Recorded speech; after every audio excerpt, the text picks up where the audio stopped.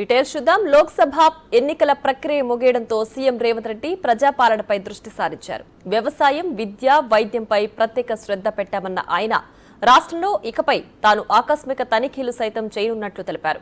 రైతు కార్పొరేషన్ ఏర్పాటు చేసి రైతు రుణమాఫీకి చర్యలు తీసుకుంటామన్నారు. ధాన్యం కొనుగోలు జరుగుతున్న తీరును అడిగి తెలుసుకున్న సీఎం రైతులకు ఇబ్బంది లేకుండా కొనుగోళ్లు సాఫీగా జరిగేలా చర్యలు చేపట్టాలని అధికారులను ఆదేశించారు. ఆగస్టు 15 నాటికి 2 లక్షల రుణమాఫీ చేసేందుకు అవసరమైన ఏర్పాట్లు చేయాలని సూచించారు. ఈ అంశంపై ఉన్నతాధికారులతో సమీక్షించారు.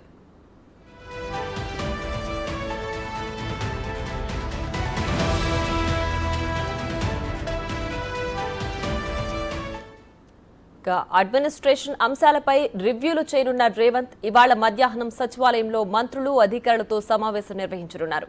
ప్రభుత్వానికి ఆదాయం తెచ్చే శాఖలపై అధికారులతో చర్చించనున్నారు. ఎక్సైజ్, రిజిస్ట్రేషన్ శాఖలతో పాటు మిగతా శాఖలపై సమీక్షించనున్నారు. త్వరలో పలువురు ఐఏఎస్, ఐపీఎస్ అధికారుల బదిలీ జరగనున్నట్లు తెలుస్తోంది. జూన్ 4న ఎన్నికల ఫలితాలు విడుదలైన తర్వాత ఏ క్షణాన్నైనా బదిలీ ఉత్తర్వులను విడుదల చేయనున్నట్లు సమాచారం. అంతేకాదు ఖాళీగా ఉన్న పోస్టులను భర్తీ చేయడం, వెయిటింగ్లో ఉన్న వారికి పోస్టింగులు ఇవ్వడంపై సర్కారు కసరత్తు ప్రారంభించినట్లు సమాచారం.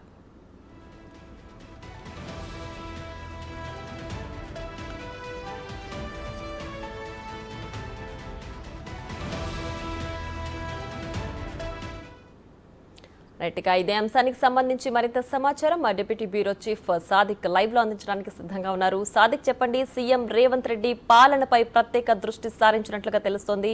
ప్రధానంగా రైతు రుణమాఫీ ఆగస్టు 15 నాటికల్లా చేయాలని మెయిన్ ప్రణాళికగా పెట్టుకున్నట్లుగా తెలుస్తోంది. కంప్లీట్ డీటెయిల్స్ ఏంటి?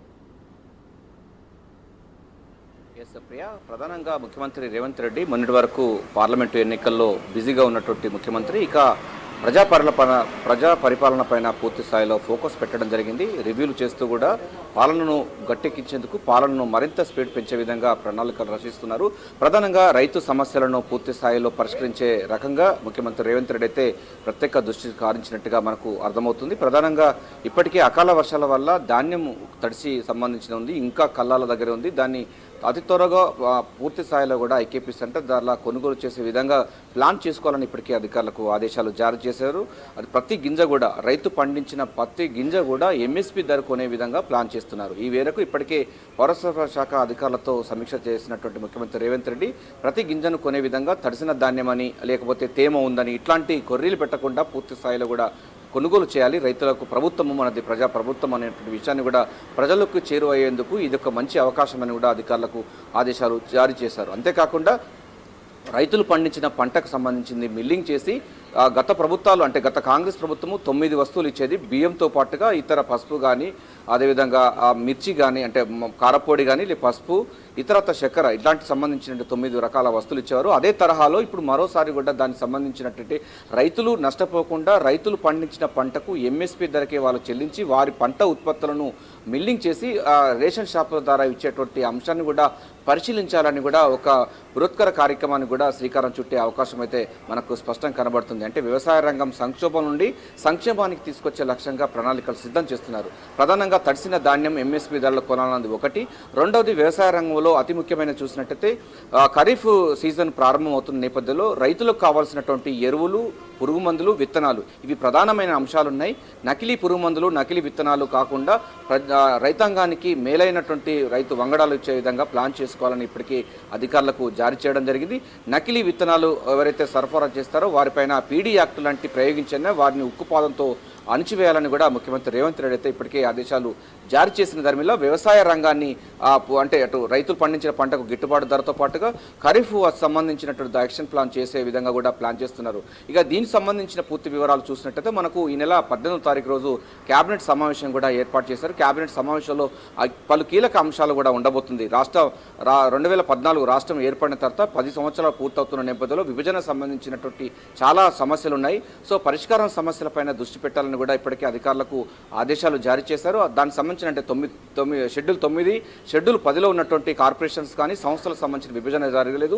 ఏపీతో ఇంకా కూడా చాలా వరకు కూడా సమస్యలు ఉన్న నేపథ్యంలో వాటి పూర్తి స్థాయిలో కూడా చేయాలని కూడా ముఖ్యమంత్రి రేవంత్ రెడ్డి భావిస్తున్నారు. అంతేకాకుండా జూన్ 2వ తారీఖు రోజు రాష్ట్ర అవతరణ దినోత్సవాలను ఘనంగా నిర్వహించాలి. దానికి తెలంగాణ ఇచ్చిన తల్లి సోనియా గాంధీని ప్రత్యేక ఆహ్వానితులుగా పలకాలను కూడా ప్లాన్ చేస్తుంది. దీంతో పాటుగా వైద్యం సంబంధించిన విషయాలు, విద్యా సంవత్సరం ప్రారంభమవుతున్న నేపథ్యంలో దానికి సంబంధించిన అంశాలపైన కూడా పాలనపైన కూడా దృష్టి సారించారు. ఇంకా దీంతో పాటుగా మనకు చూసినట్లయితే ప్రధానమైన అంశాలకు చూసినట్లయితే ఆర్థిక వనరులు సమకూర్చుకునే విధంగా ఎట్లా చేయాలని దానిపైన కూడా ఇప్పటికే శాఖల వారీగా సమీక్షలు అయితే నిర్వహిస్తున్నారు.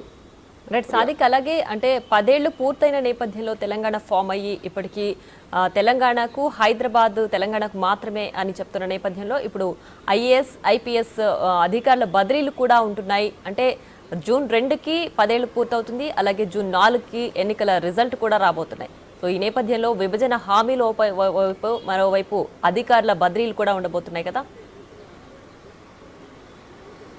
ఎస్ ప్రియ, దీంట్లో ప్రధానంగా 2 అంశాలు ఉండొచ్చు. ఎందుకంటే మనకు రాష్ట్రం ఏర్పడి 10 సంవత్సరాలు పూర్తవుతుంది. హైదరాబాద్ అన్నది ఉమ్మడి రాజధానిగా ఉన్నది. సో జూన్ 2వ తారీఖుతో దాని యొక్క కాల పరిమితి పూర్తవుతుంది.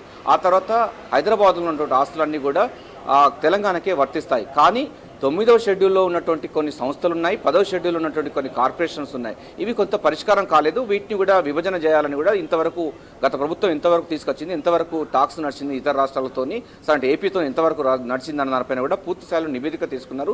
అతి త్వరగా ఈ యొక్క 9-10 షెడ్యూల్లో ఉన్నటువంటి సంస్థలు కానీ కార్పొరేషన్లు కూడా విభజన చేయాలన్నది ప్రధానమైన అంశం.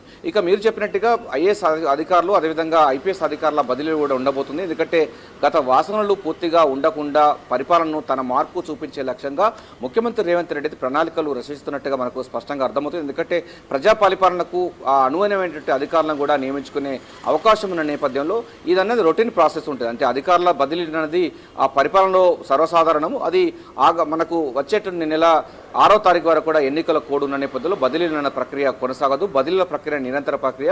సో జూన్ 4 తర్వాత కూడా బదిలీ ఉండే అవకాశం ఉంది. సో పూర్తి స్థాయిలో పరిపాలనను పటిష్టంగా తన మార్కు చూపించే విధంగా పరిపాలనను పరుగులు పెట్టించే లక్ష్యంగా ముఖ్యమంత్రి రేవంత్ రెడ్డి ప్రణాళికలు రచిస్తున్నారు. అందులో ప్రధానంగా వ్యవసాయము, విద్య, వైద్యము ఈ 4 అంశాలను ప్రధానంగా తీసుకురావడం జరిగింది. గత ప్రభుత్వాలు 5 సంవత్సరాల అంటే 10 సంవత్సరాల యొక్క పరిపాలన కేసీఆర్ ప్రభుత్వము 100 సంవత్సరాల విధ్వంసం చేసింది కనుక ఆర్థికమైనటువంటి లోటు ఉంది. ఆర్థికంగా చాలా చితికిల పడిపోయింది. 6 లక్షల కోట్ల రూపాయల వరకు కూడా నష్టము అంటే అప్పుల పాలు చేశారు. దీన్ని గాడిలో పెట్టాలి, ఉద్యోగులందరికీ 1వ తారీఖు రోజే వాళ్ళకు జీతాలు చెల్లించే విధంగా ప్లాన్ చేస్తున్న ధర్మిలా ఆదాయ వనరులు ఎట్లా తీసుకురావాలి, ఎక్సైజ్ నుంచి ఎట్లా తీసుకురావాలి, స్టాంప్స్ అండ్ రిజిస్ట్రేషన్ నుంచి ఎట్లా తీసుకురావాలి అని ఈ సకం అంటే పూర్తి స్థాయిలో అంటే ఆదాయ మార్గాలను అన్వేషణలో భాగంగా కూడా ఈ యొక్క రివ్యూలు ఉండబోతుంది. ఏదైనప్పటికీ ముఖ్యమంత్రి రేవంత్ రెడ్డి తన మార్కు రాజకీయంగా తన మార్కులు చూపించిన ముఖ్యమంత్రి రేవంత్ రెడ్డి ఇక పరిపాలన పైన కూడా తన మార్కు చూపించే లక్ష్యంగా అయితే రివ్యూల మీద రివ్యూలు చేసి తన మార్కులు చూపించే ప్రయత్నం చేయబోతున్నారు. ఈ నెల 18వ తారీఖు రోజు శనివారం రోజు కేబినెట్ సమావేశంలో కీలకమైన నిర్ణయాలు ప్రకటించే అవకాశం అయితే కనబడుతుంది. Priya. Right Sadiq, thanks for the updates.